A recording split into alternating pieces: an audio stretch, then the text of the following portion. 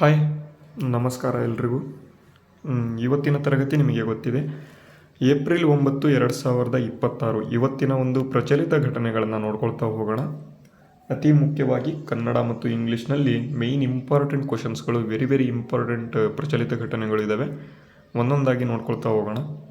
ಅದಕ್ಕೂ ಮುಂಚೆ ನೀವೇನಾದರೂ ಫಸ್ಟ್ ಟೈಮ್ ನಮ್ಮ ತರಗತಿಯನ್ನು ನೋಡ್ತಾ ಇದ್ದರೆ ಈಗಲೇ ವೈಟಲ್ಲಿ ನಿಮಗೆ ಕಾಣ್ತಾ ಇದ್ದರೆ ಸಬ್ಸ್ಕ್ರೈಬ್ ಬಟನ್ನು, ಅದನ್ನು ಬ್ಲ್ಯಾಕ್ ಮಾಡಿಬಿಡಿ.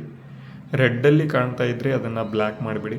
ಯಾಕೆ ಅಂದರೆ ಮುಂದೆ ಬರ್ತಕ್ಕಂಥ ಎಲ್ಲ ತರಗತಿಗಳು ನಿಮ್ಮ ಒಂದು ಎಲ್ಲ ಪರೀಕ್ಷೆಗಳಿಗೆ ಯೂಸ್ ಆಗ್ತಕ್ಕಂಥ ತರಗತಿಗಳು ಇರ್ತವೆ. ಅದಕ್ಕಾಗಿ ಯೂಸ್ ಮಾಡ್ಕೊಳ್ಳಿ, ಓಕೆನಾ. ಇದನ್ನು ಹೇಳೋದಕ್ಕೆ ಮಾತ್ರ ನಮ್ಮಿಂದ ಸಾಧ್ಯ ಆಗೋದು. ಎಲ್ಲರೂ ಕೂಡ ಇದನ್ನು ಯೂಸ್ ಮಾಡ್ಕೊಳ್ಳಿ. ಈಗ ಮೊದಲನೇ ಪ್ರಶ್ನೆ ಈಗ ನೋಡೋಣ. ನೋಡಿ, ಈ ಒಂದು ಪ್ರಶ್ನೆಗೆ ಎಲ್ಲರೂ ಕೂಡ ಕಮೆಂಟ್ ಮಾಡಬೇಕು. ಮೊದಲನೇ ಪ್ರಶ್ನೆ ಈ ರೀತಿಯಾಗಿದೆ. ಇತ್ತೀಚೆಗೆ ಸುದ್ದಿಗಳಲ್ಲಿ ಕಾಣಿಸಿಕೊಂಡ INS ಅರಿಧಮನ್. ನೋಡಿ, INS ಅರಿಧಮನ್ ಇದು ಯಾವ ವರ್ಗದ ಜಲಾಂತರ್ಗಾಮಿ ಅಂತ ಕೊಟ್ಟಿದ್ದಾರೆ? ಯಾವ ವರ್ಗದ ಜಲಾಂತರ್ಗಾಮಿ ಅಂತ ಕೊಟ್ಟಿದ್ದಾರೆ? ಕಲ್ವರಿ ವರ್ಗ, ಸ್ಕಾರ್ಪಿನ್ ವರ್ಗ, ಚಕ್ರ ವರ್ಗ, ಅರಿಹಂತ್ ವರ್ಗ ಅಂತ ಕೊಟ್ಟಿದ್ದಾರೆ. Arihant class, Calvary class, Scorpene class, ಚಕ್ರ ಕ್ಲಾಸ್ ಅಂತ ಕೊಟ್ಟಿದ್ದಾರೆ.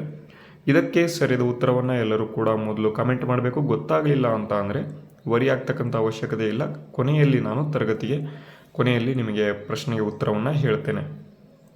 ಈಗ ಡೈರೆಕ್ಟಾಗಿ ತರಗತಿಯನ್ನು ನೋಡ್ಕೊಳ್ತಾ ಹೋಗೋಣ. ನೋಡಿ, INS ಅರಿಧಮನ್ ಇದೊಂದು ಸಬ್ಮರೀನ್. ಇದು ಅಂದರೆ ನೀರಿನ ಒಳಗಡೆ ಹೋಗಿ ಎಲ್ಲಾದರೂ ನೀರಿನ ಒಳಗಡೆ ಬಚ್ಚಿಟ್ಕೊಂಡೇ ಇರುತ್ತೆ. ಇದು ಏನಾದರೂ ಭಾರತದ ಮೇಲೆ ಯಾರಾದರೂ ಬೇರೆ ಕಡೆಯಿಂದ ದಾಳಿ ನಡೆಸಿದರು ಅಂತ ಅಂದರೆ ನಮ್ಮ ಒಂದು ಭಾರತದಲ್ಲೂ ಕೂಡ ಬೇಕಲ್ವಾ. ನಮ್ಮ ನೀರಿನ ಒಳಗಿದ್ವಿ ಅಂತ ಅಂದರೆ ಭಾರತದ ಮೇಲೆ ಯಾರಾದರೂ ಅಣು ಬಾಂಬ್ ಹಾಕಿದ್ರು ಅಂತ ಅಂದ್ಕೊಳ್ಳಿ. ನೆಕ್ಸ್ಟು ಇವ್ರೇನು ಮಾಡ್ತಾರೆ, ನೀರಿನ ಒಳಗಿರ್ತಾರಲ್ವ, ನೀರಿನ ಒಳಗಿಂದನೇ ಅಣು ಬಾಂಬ್ ಹಾಕ್ತಾರೆ. ಬೇರೆ ಯಾವ ದೇಶ ಹಾಕಿದೆ ಅಂತ ತಿಳ್ಕೊಂಡು ಆ ದೇಶದ ಮೇಲೆ ನೀರಿನ ಒಳಗಿಂದನೇ ಅಣು ಬಾಂಬ್ ಹಾಕ್ತಾರೆ. ಯಾಕೆ ಅಂದರೆ ಈ ಒಂದು ಸಬ್ಮರೀನ್ ಒಳಗೂ ಕೂಡ ಅಣು ಬಾಂಬ್ ಇರುತ್ತೆ. ಈ ರೀತಿಯಾಗಿ ಅಂದರೆ ಈ ಒಂದು ಸಬ್ಮರೀನಲ್ಲಿ ಎಂಥ ಶಕ್ತಿಗಳಿದ್ದಾವೆ ಎಲ್ಲವನ್ನು ಕೂಡ ನಿಮಗೆ ತಿಳಿಸ್ತೇನೆ. ನೋಡ್ಕೊಳ್ತಾ ಹೋಗೋಣ, ಓಕೆನಾ.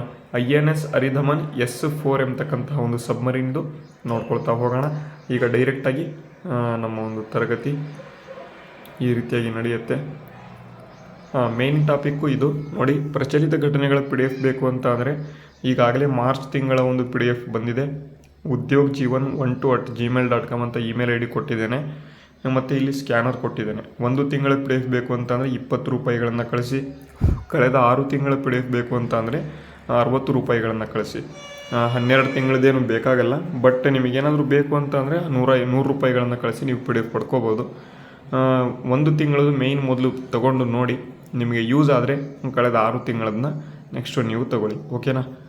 ಡೈರೆಕ್ಟಾಗಿ ಈಗ ಮೇಯ್ನು ನೆಕ್ಸ್ಟ್ ಇಂಪಾರ್ಟೆಂಟ್ ಇನ್ನೊಂದು ಥಿಂಗ್ ಏನಪ್ಪ ಅಂತಂದರೆ ನೀವೇನಾದರೂ ಪೊಲೀಸ್ ಕಾನ್ಸ್ಟೇಬಲ್ ಮತ್ತು AO ಹಾಗೆ ಬೇರೆ GK ಕ್ಲಾಸಸ್ಗಳನ್ನು ನೋಡ್ತಾ ಇದ್ದರೆ ಏನ್ಸಿಯಂಟ್ ಹಿಸ್ಟ್ರಿ ಅಂತ ನೋಡಿ, ಪ್ರಾಚೀನ ಭಾರತದ ಇತಿಹಾಸದಲ್ಲಿ ಕನ್ನಡದಲ್ಲಿ ಮಾಹಿತಿಯನ್ನು ಕೊಟ್ಟಿದ್ದೇನೆ. ಟೋಟಲ್ಲಾಗಿ ಅರೌಂಡ್ 1000 ಕ್ವಶನ್ಸ್ ಇರ್ತವೆ, ಓಕೆನಾ. 1000 ಪ್ರಶ್ನೆಗಳು, ಕಡಿಮೆ ಅಲ್ಲ, 1000 ಪ್ರಶ್ನೆಗಳು ನಿಮಗೆ ಮಾರ್ಕ್ ಟೆಸ್ಟ್ ರೂಪದಲ್ಲಿ ಕೊಡ್ತಾ ಹೋಗ್ತೇನೆ. ಉತ್ತರಗಳನ್ನು ಕೂಡ ಕೊಡ್ತೇನೆ. ಇದಕ್ಕೆ ನೀವು 89 ರೂಪಾಯಿಗಳನ್ನು ಸ್ಕ್ಯಾನ್ ಮಾಡಿ ಅಮೌಂಟನ್ನು ಕಳಿಸಿ udyogjeevan12@gmail.comಗೆ ಕಳಿಸ್ಬೋದು. ಇಲ್ಲಾಂದರೆ ನಮ್ಮೊಂದು ಇನ್ಸ್ಟಾಗ್ರಾಮ್ ಪೇಜ್ ಇದೆ, ಎಕ್ಸಾಮ್ ಇನ್ ಕನ್ನಡ ಅಂತ. ಅಲ್ಲೂ ಕೂಡ ನೀವು ನಮ್ಮನ್ನು ಫಾಲೋ ಮಾಡ್ಬೋದು. ಯಾಕೆಂದರೆ ಯೂಸ್ ಆಗ್ತದೆ ನಿಮಗೆ. ಇನ್ಸ್ಟಾಗ್ರಾಮ್ ಯೂಸ್ ಮಾಡೋರು ಅಲ್ಲೂ ಕೂಡ ಫಾಲೋ ಮಾಡಿ. ಅಲ್ಲೂ ಕೂಡ ನೀವು ಸ್ಕ್ರೀನ್ಶಾಟನ್ನು ಕಳಿಸ್ಬೋದು, ಓಕೆನಾ. ಈಗ ಡೈರೆಕ್ಟಾಗಿ ಮೊದಲನೇ ಪ್ರಶ್ನೆ ನೋಡೋಣ. ಏನಪ್ಪ ಮೊದಲನೇ ಪ್ರಶ್ನೆ ಅಂತ ಅಂದರೆ ನೋಡ್ಬೋದು, ಮಧುಮಲೈ ಹುಲಿ ಅಭಯಾರಣ್ಯ ಅಂತ ಕೊಟ್ಟಿದ್ದಾರೆ. ಮಧುಮಲೈ ಹುಲಿ ಅಭಯಾರಣ್ಯ ಯಾವ ರಾಜ್ಯದಲ್ಲಿದೆ ಅಂತ ಇಲ್ಲಿ ಪ್ರಶ್ನೆ. ಬಿಹಾರ, ತಮಿಳುನಾಡು, ಒಡಿಶಾ ಮತ್ತು ಜಾರ್ಖಂಡ ಅಂತ. Very important. ಯಾಕಪ್ಪ ನ್ಯೂಸಲ್ಲಿ ಇದೆ ಅಂತ ನೋಡಿ ನಾವು ತಿಳ್ಕೊಳ್ಳೋಣ.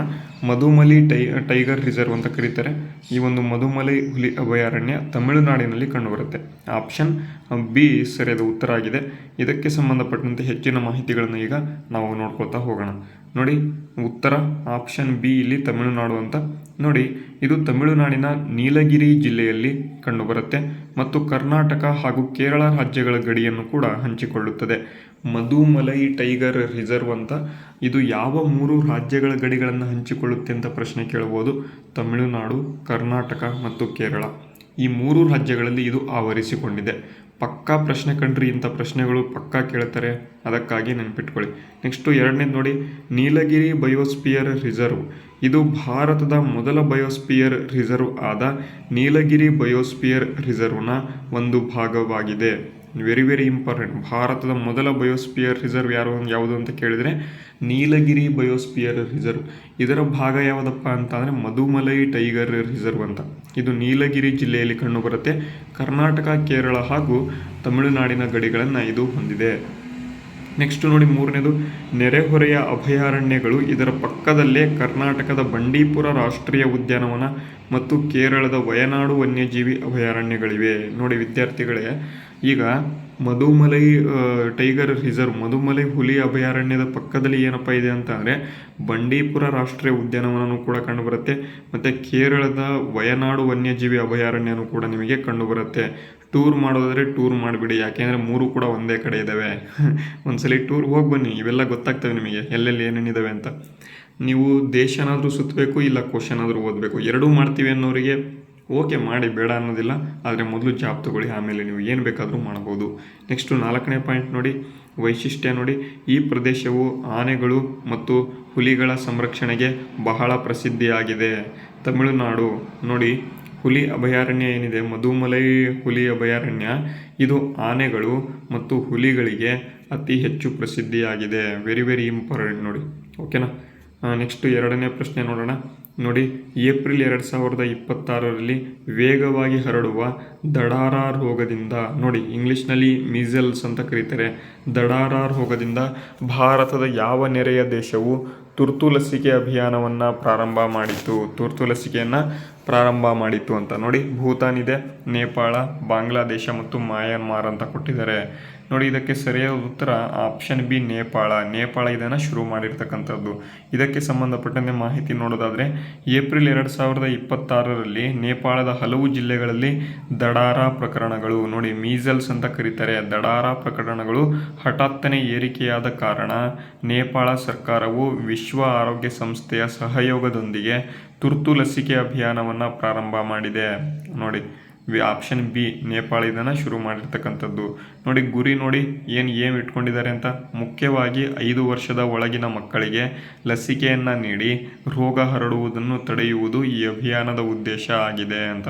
ಓಕೆನಾ, ಇದು ವೆರಿ ವೆರಿ ಇಂಪಾರ್ಟೆಂಟು. ದಡಾರ ರೋಗಕ್ಕೆ ಸಂಬಂಧಪಟ್ಟಂತೆ ಪ್ರಶ್ನೆ ಕೇಳಬಹುದು. ಇದೊಂದು ವೈರಲ್ ರೋಗ ಆಗಿರ್ತದೆ, ಅಥವಾ ವೈರಸ್ನಿಂದ ಬರ್ತಕ್ಕಂಥ ರೋಗ ಆಗಿರ್ತದೆ, ಇದು ಗೊತ್ತಿರಲಿ. ಓಕೆನಾ. ನೆಕ್ಸ್ಟು ನೋಡಿ 3ನೇ ಪ್ರಶ್ನೆ, ECI ನೆಟ್ ವೇದಿಕೆ ಅಂತ ಕೊಟ್ಟಿದ್ದಾರೆ.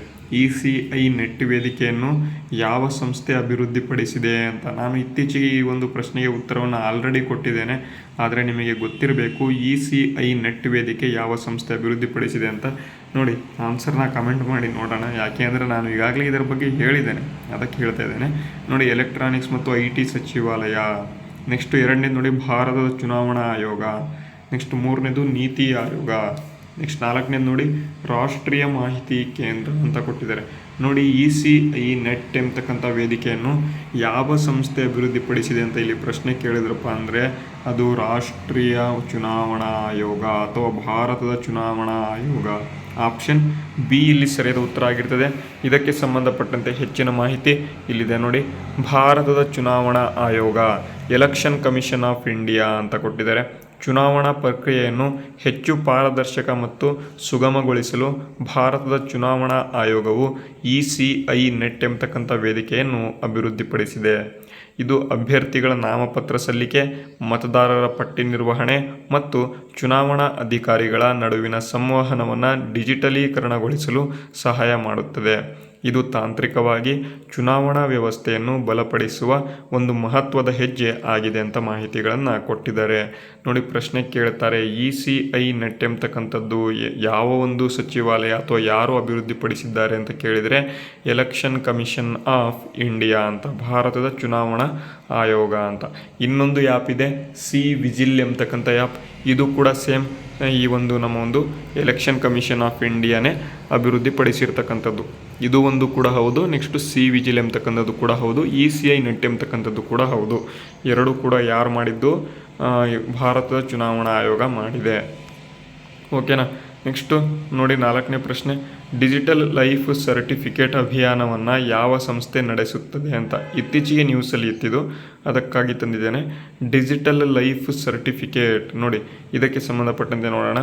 ಹಣಕಾಸು ಸಚಿವಾಲಯ, ನೀತಿ ಆಯೋಗ, ಪಿಂಚಣಿ ಮತ್ತು ಪಿಂಚಣಿದಾರರ ಕಲ್ಯಾಣ ಇಲಾಖೆ, ಮೇಲಿನವುಗಳಲ್ಲಿ ಯಾವುದೂ ಅಲ್ಲ ಅಂತ ಕೊಟ್ಟಿದ್ದಾರೆ.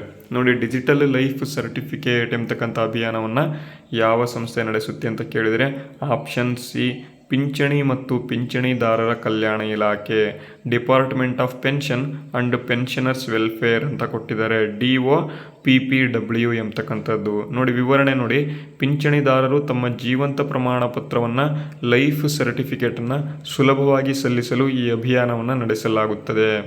ಮುಖ್ಯಾಂಶಗಳನ್ನು ನೋಡ್ಕೊಳ್ಳಿ. ಪಿಂಚಣಿದಾರರು ಬ್ಯಾಂಕ್ಗಳಿಗೆ ಅಲೆಯುವ ಬದಲು ಜೀವನ್ ಪ್ರಮಾಣ್ ನೋಡಿ, ತುಂಬ ಇಂಪಾರ್ಟೆಂಟ್ ಕಂಟ್ರಿ. 60 ವರ್ಷಕ್ಕಿಂತ ಮೇಲ್ಪಟ್ಟ ಯಾರಾದರೂ ಇದ್ದರೆ, ನಿಮ್ಮ ಮನೆಯಲ್ಲೂ ಕೂಡ ಇರ್ತಾರೆ, ಎಲ್ಲರ ಮನೆಯಲ್ಲೂ ಕೂಡ ಒಬ್ಬರು ಇದ್ದೇ ಇರ್ತಾರೆ, ಯಾರಾದರೂ ಪೆನ್ಷನ್ ತಗೊಳ್ಳೋರಿದ್ದರೆ ಜೀವನ್ ಪ್ರಮಾಣ ಎಂಬತಕ್ಕಂಥ ಒಂದು ಫೇಸ್ ಅಥೆಂಟಿಕೇಶನ್ ತಂತ್ರಜ್ಞಾನ ಬಂತೆ. ಈ ಒಂದು ಫೇಸ್ ಅಥೆಂಟಿಕೇಶನ್ ತಂತ್ರಜ್ಞಾನದ ಮೂಲಕ ಮನೆಯಿಂದಲೇ ಅವರು ಏನು ಮಾಡ್ಬೋದು, ಡಿಜಿಟಲ್ ಪ್ರಮಾಣ ಪತ್ರವನ್ನು ಸಲ್ಲಿಸಬಹುದು. ಓಕೆನಾ. ಫೇಸ್ ಅಥೆಂಟಿಕೇಶನ್ ತಂತ್ರಜ್ಞಾನ ಆಲ್ರೆಡಿ ಬಂದಿದೆ, ಜೀವನ್ ಪ್ರಮಾಣ ಅಂತ. ಇದರಿಂದ ಸಲ್ಲಿಸ್ಬೋದು. ನಿಮಗೇನಾದರೂ ಪೆನ್ಷನ್ ಬರ್ತಾ ಇಲ್ಲ ಅಂದರೆ ನೀವು ಬ್ಯಾಂಕಿಗೆ ಅಲೆಯುವ ಒಂದು ಇದನ್ನು ಹೋಗೋ ಹಾಗಿಲ್ಲ. ಬ್ಯಾಂಕಿಗೆ ಅಲೆಯೋ ಬದಲಿಗೆ ಜೀವನ್ ಪ್ರಮಾಣ ಎಂಬತಕ್ಕಂಥ ಒಂದು ಫೇಸ್ ಅಥೆಂಟಿಕೇಶನ್ ತಂತ್ರಜ್ಞಾನದ ಮೂಲಕ ಮನೆಯಿಂದಲೇ ನೀವು ಏನು ಮಾಡ್ಬೋದು, ಡಿಜಿಟಲ್ ಪ್ರಮಾಣ ಪತ್ರವನ್ನು ಸಲ್ಲಿಕೆ ಮಾಡಬಹುದು ಅಂತ. ಓಕೆನಾ. ನೆಕ್ಸ್ಟು ಇದು ಕೇಂದ್ರ ಸಿಬ್ಬಂದಿ, ಸಾರ್ವಜನಿಕರ ಕುಂದುಕೊರತೆ ಮತ್ತು ಪಿಂಚಣಿ ಸಚಿವಾಲಯದ ಅಡಿಯಲ್ಲಿ ಬರುವ ಪಿಂಚಣಿ ಮತ್ತು ಪಿಂಚಣಿದಾರರ ಕಲ್ಯಾಣ ಇಲಾಖೆಯ ಪ್ರಮುಖ ಉಪಕ್ರಮ ಆಗಿದೆ. ಓಕೆನಾ. ಇದು ಮೇನ್ ಥಿಂಗ್ಸ್. ಅರ್ಥ ಆಯಿತು ಅಂತ ಅಂದ್ಕೊಂಡಿದ್ದೇನೆ. ನಾನು ಹೇಳ್ತಾ ಇರೋದು ಅರ್ಥ ಆಗ್ತಿದೆ ಅಂತ ಅಂದ್ಕೊಂಡಿದ್ದೇನೆ. ಮುಂದಿನ ಪ್ರಶ್ನೆಗೆ ಹೋಗೋಣ.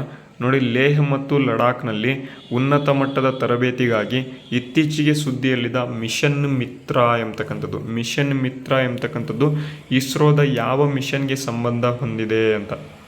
Very important country. ಇಂಥ ಪ್ರಶ್ನೆಗಳು ಮಿಷನ್ ಮಿತ್ರ ನಾನು ನಿನ್ನೆ ತರಗತಿಯಲ್ಲೂ ಕೂಡ ಹೇಳಿದ್ದೆ, ಬಟ್ ಈ ಒಂದು ಪ್ರಶ್ನೆ ಸ್ವಲ್ಪ ಮಿಸ್ ಆಗಿತ್ತು, ಅದಕ್ಕಾಗಿ ನಿಮಗೆ ತಂದಿದ್ದೇನೆ.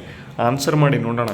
ಲೇಹ್ ಮತ್ತು ಲಡಾಖ್ನಲ್ಲಿ ಉನ್ನತ ಮಟ್ಟದ ತರಬೇತಿಗಾಗಿ ಇತ್ತೀಚೆಗೆ ಸುದ್ದಿಯಲ್ಲಿದ್ದ ಮಿಷನ್ ಮಿತ್ರ ಎಂಬತಕ್ಕಂಥದ್ದು ಇಸ್ರೋದ ಯಾವ ಮಿಷನ್ಗೆ ಸಂಬಂಧ ಹೊಂದಿದೆ ಅಂತ ಕೇಳಿದರೆ ಚಂದ್ರಯಾನ 4, ಗಗನಯಾನ, ಆದಿತ್ಯ L1, ಶುಕ್ರಯಾನ ಅಂತ ಕೊಟ್ಟಿದ್ದಾರೆ. ನೋಡಿ, ಮಿಷನ್ ಮಿತ್ರ ಎಂಬತಕ್ಕಂಥದ್ದು ಗಗನಯಾನ ಮಿಷನ್ಗೆ ಸಂಬಂಧ ಹೊಂದಿದೆ. ಆಪ್ಷನ್ ಬಿ ಸರಿಯಾದ ಉತ್ತರ. ನೋಡಿ, ಮಿಷನ್ ಮಿತ್ರ ಪ್ರಮುಖ ಅಂಶಗಳನ್ನು ನೋಡೋಣ. ಇದರ ಪೂರ್ಣ ರೂಪ ಅಥವಾ ಮಿಷನ್ ಮಿತ್ರ ಅದರ ಫುಲ್ ಫಾರ್ಮ್ ಏನಪ್ಪ ಅಂದರೆ mapping of inter operable traits and response assessment ಅಂತ, MITRA ಅಂತ ಕೊಟ್ಟಿದ್ದಾರೆ, ಮಿತ್ರ ಅಂತ. ಓಕೆನಾ. Mapping of inter operable traits and response assessment ಅಂತ. ಈ ಕನ್ನಡದಲ್ಲಿ ನೋಡ್ಕೊಳ್ಳಿ, ಪರಸ್ಪರ ಕಾರ್ಯನಿರ್ವಹಣಾ ಗುಣಲಕ್ಷಣಗಳು ಮತ್ತು ಪ್ರತಿಕ್ರಿಯೆ ಮೌಲ್ಯಮಾಪನದ ಮ್ಯಾಪಿಂಗ್ ಅಂತ ಕೊಟ್ಟಿದ್ದಾರೆ. ಓಕೆನಾ. ಇದರ ಈ ಒಂದು ತರಬೇತಿ ಏನಿದೆ ಲಡಾಖ್ನ ಲೇಹ್ನಲ್ಲಿ ನಡೆಯುತ್ತೆ. ಇದು ಸಮುದ್ರ ಮಟ್ಟದಿಂದ ಸುಮಾರು 3500 ಮೀಟರ್ ಅಥವಾ 11,500 ಅಡಿ, ಎರಡೂ ಕೂಡ ಒಂದೇ ಎತ್ತರದಲ್ಲಿ ಇದು ಕಂಡುಬರುತ್ತೆ.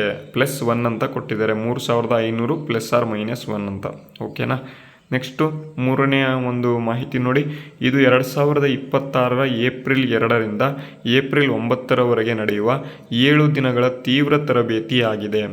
ಈ ತರಬೇತಿಯಲ್ಲಿ ಏನೇನಪ್ಪ ಮಾಡ್ತಾರೆ ಅಂತ ಅಂದರೆ, ನೀವು ಗಗನಯಾನದಲ್ಲಿ ಒಬ್ಬರು ಕೂಡ ಜನ ಇರಲ್ಲ, ಅಂದರೆ ನೀವು ಒಬ್ಬರೇ ಇರಬೇಕಲ್ವ, ಅಲ್ಲಿ ಒಬ್ಬರೇ ಯಾವ ರೀತಿ ಇರಬೇಕು ಅಂತ ಇಲ್ಲಿ ಸ್ವಲ್ಪ ಅವರಿಗೆ ನಿಮಗೆ ಗೈಡ್ ಮಾಡ್ತಾರೆ.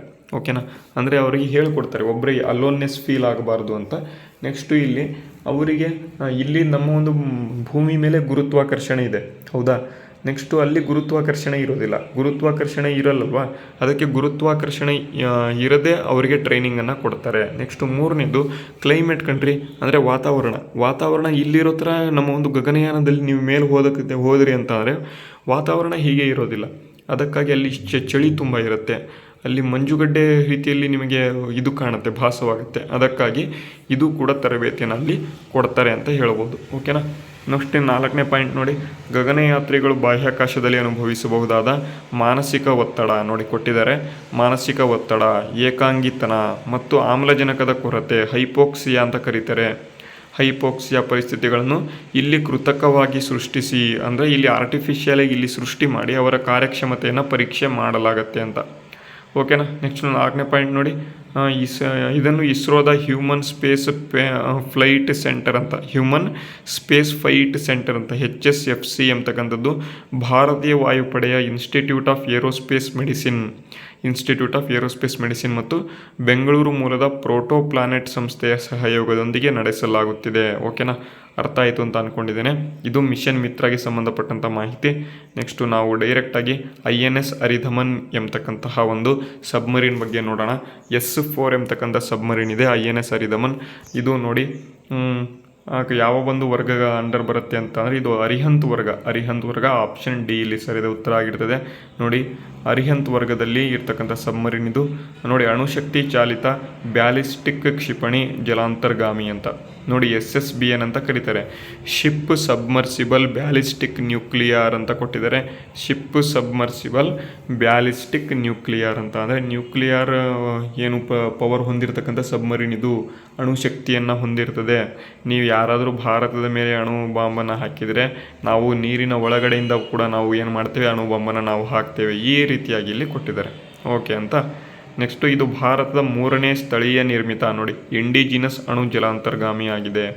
3ನೇ ಜಲಾಂತರ್ಗಾಮಿ. ಅದು ಯಾವ ಜಲಾಂತರ್ಗಾಮಿ? ಅಣು ಜಲಾಂತರ್ಗಾಮಿ ಇದು. ಓಕೆನಾ, ಇದು ಭಾರತದ 3ನೇ ಸ್ಥಳೀಯ ನಿರ್ಮಿತ ಇಂಡಿಜಿನಸ್ ಅಣು ಜಲಾಂತರ್ಗಾಮಿ ಆಗಿದೆ. ನೆಕ್ಸ್ಟು ಮುಖ್ಯ ಹೆಸರು ನೋಡಿ, ಇದನ್ನು S4 ಅಂತಲೂ ಕೂಡ ಇಲ್ಲಿ ಕರೀತಾರೆ. ನೋಡಿ, ಇಲ್ಲಿ ಬರೆದಿದ್ದಾರೆ S4 ಕಾಣ್ತಿದೆನಾ, S4 ಅಂತಲೂ ನಾವು ಇಲ್ಲಿ ಕರಿತೇವೆ. ಮತ್ತು ಇದು INS ಅರಿಹಂತ್ ಮತ್ತು INS ಅರಿಘಾಟ್ ನಂತರದ ಜಲಾಂತರ್ಗಾಮಿ ಆಗಿದೆ. ನೋಡಿ, INS ಅರಿಧಮನ್ ಅಂತ ಕೊಟ್ಟಿದ್ದಾರೆ. INS ಇದಕ್ಕಿಂತ ಮುಂಚೆ 2 ಜಲಾಂತರ್ಗಾಮಿ ಯಾವ್ಯಾವುದು ಅಂತ ನೋಡಿದ್ರೆ INS ಅರಿಹಂತ್ ಎಂಬತಕ್ಕಂಥದ್ದು 1, ನೆಕ್ಸ್ಟು INS ಅರಿಘಾಟ್ ಎಂಬತಕ್ಕಂಥದ್ದು 2, ಇದು 3ನೇದು INS ಅರಿಧಮನ್ ಎಂಬತಕ್ಕಂಥದ್ದು. ಇದು ಅಣುಶಕ್ತಿ ಚಾಲಿತ ಜಲಾಂತರ್ಗಾಮಿ ಆಗಿರತಕ್ಕಂಥದ್ದು. ನೆಕ್ಸ್ಟು ಇನ್ನೊಂದು ಪಾಯಿಂಟ್ ನೋಡಿ, ವಿಶಾಖಪಟ್ಟಣಂನ ಶಿಪ್ ಬಿಲ್ಡಿಂಗ್ ಸೆಂಟರ್ ವಿಶಾಖಪಟ್ಟಣಂ ಇದು ಅಭಿವೃದ್ಧಿಪಡಿಸಿರ್ತಕ್ಕಂಥದ್ದು. ಪ್ರಶ್ನೆ ಕೇಳ್ತಾರೆ, ಇದನ್ನು ಯಾರು ಅಭಿವೃದ್ಧಿಪಡಿಸಿದರು ಅಂತ. ವಿಶಾಖಪಟ್ಟಣಂನ SBC ಅಂತಕ್ಕಂಥದ್ದು ಇದನ್ನು ಅಭಿವೃದ್ಧಿಪಡಿಸಿದೆ. ಇದು ಕೂಡ ವೆರಿ ವೆರಿ ಇಂಪಾರ್ಟೆಂಟು. ಓಕೆನಾ, ಅರ್ಥ ಆಯಿತು ಅಂತ ಅಂದ್ಕೊಂಡಿದ್ದೇನೆ. ಇವತ್ತಿನ ತರಗತಿ ನಿಮಗೆ ಯೂಸ್ ಆಗಿದೆ ಅಂತ ಅಂದ್ಕೊಂಡಿದ್ದೇನೆ. ಯೂಸ್ ಆಗಿದ್ದರೆ ಎಲ್ಲರೂ ಕೂಡ ಕಮೆಂಟ್ ಮಾಡಬೇಕು. ಓಕೆನಾ, ವಿಡಿಯೋ ಯಾವ ರೀತಿ ಇದೆ, ತರಗತಿ ಯಾವ ರೀತಿ ಇದೆ, ಮತ್ತು PDF ಏನಾದರೂ ಬೇಕು ಅಂತಂದರೆ ನಾನು ಇಲ್ಲಿ ಸ್ಕ್ಯಾನರನ್ನು ಕೊಟ್ಟಿದ್ದೇನೆ. ಯೂಸ್ ಮಾಡ್ಕೊಳ್ರಿ. ಯಾರು ಕೂಡ PDF ತೊಗೊಳ್ತಿಲ್ಲ, ಸ್ವಲ್ಪ ತೊಗೊಳ್ಳಿ. ಒಂದ್ಸಲಿ ನೋಡಿ, ನಿಮಗೇನಾದರೂ ಯೂಸ್ ಆಯಿತು ಅಂತಾನೆ ಮತ್ತೆ ತೊಗೊಳ್ತೀರಾ ಅಂತೆ. ಮಾರ್ಚ್ ತಿಂಗಳ PDF ತೊಗೊಂಡು ನೋಡಿ. ಓಕೆನಾ, ತರಗತಿಯನ್ನು ಇಲ್ಲಿಗೆ ಮುಗಿಸೋಣ. ಮುಂದಿನ ತರಗತಿಯಲ್ಲಿ ಸಿಗೋಣ. ಜೈ ಹಿಂದ್, ವಂದೇ ಮಾತರಂ.